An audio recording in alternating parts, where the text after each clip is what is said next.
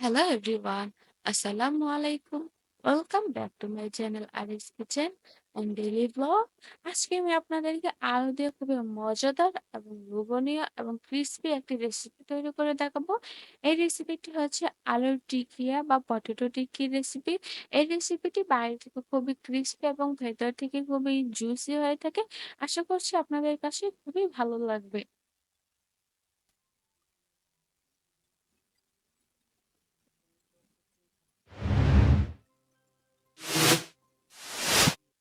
এই রেসিপির জন্য ফার্স্টে আমি কিছু আলু এভাবে সিদ্ধ করে খোসাটা ছাড়িয়ে নিয়েছি।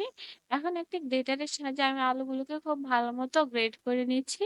আপনারা চাইলে হাতের সাহায্যে চটকিয়ে বা কাঁটা চামচের সাহায্যেও ম্যাশ করে নিতে পারেন আপনাদের পছন্দ মতো।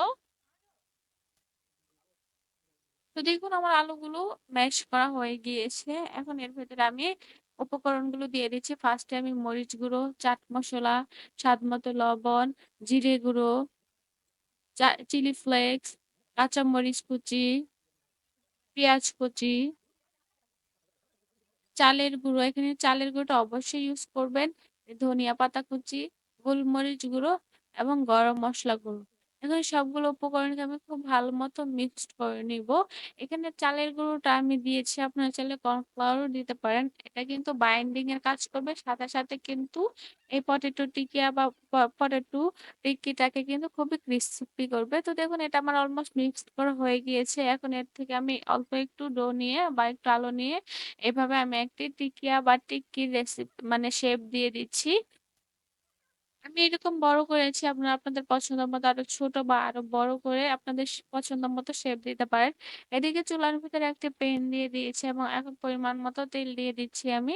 তেলটা যখন হালকা গরম হবে তখন এর ভেতরে আমি দিয়ে দিয়েছি পটেটো টিকিয়াগুলো। দেখুন তেলটা কিন্তু আমি হাই ফ্লেমে এটাকে কিন্তু গরম করিনি। একদম মিডিয়াম টু লো আঁচে গরম করে আমি তারপর উপরে কিন্তু এটা দিয়ে দিয়েছি। এখন যখন একটু কালারটা চেঞ্জ হয়ে যাবে তখন আমি এগুলোকে এভাবে এই পাশ থেকে ওপাশ করে দিচ্ছি। এভাবে আমি সময় নিয়ে একটু ব্রাউন কালার করে ভেজে নিব। অবশ্যই আপনারা এটাকে মিডিয়াম টু লো আঁচে ভাজবেন। যদি হাই হিটে ভাজেন উপরের কালারটা চলে আসবে বাট ভেতরটা কিন্তু মুচমুচে বা জুইসি হবে না বা ক্রিসপি হবে না। তো তাই ট্রাই করবেন এভাবে একটু সময় নিয়ে ভেজে নেওয়ার জন্য। তো দেখুন এগুলো কিন্তু আমার অলমোস্ট হয়ে গিয়েছে। আমি মিডিয়াম টু লো আঁচে ৫ থেকে ৬ মিনিট ভেজে নিয়েছি।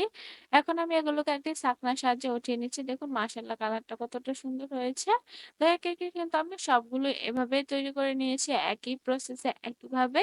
তো দেখুন সবগুলোর কালারে কিন্তু মাশাআল্লাহ আলহামদুলিল্লাহ কতটা সুন্দর হয়েছে নিশ্চয়ই আপনারা দেখে বুঝতে পারছেন। এই রেসিপিটি কিন্তু আপনারা অবশ্যই বিকেলে চায়ের সাথে একদম পারফেক্টলি তৈরি করে ফেলতে পারেন।